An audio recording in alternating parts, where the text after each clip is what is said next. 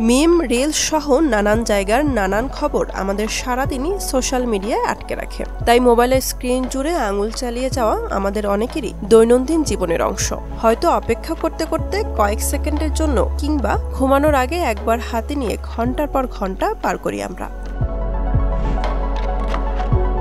আমাদের মস্তিষ্ক তাৎক্ষণিক পুরস্কার প্রিয়। আমরা যদি কিছু উপভোগ করি তাহলে আমাদের মস্তিষ্ক সে অনুভূতিটা বারবার পেতে চায়।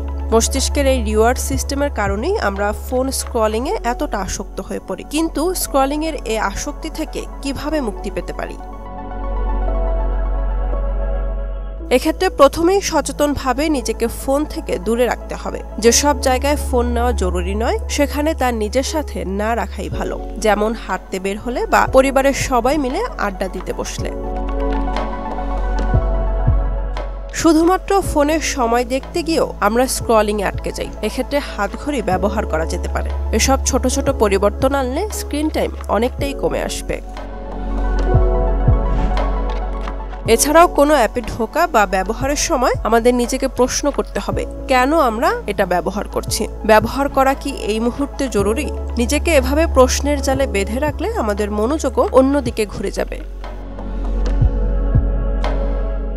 বুশরাত জাহান, মোহনা ডিজিটাল।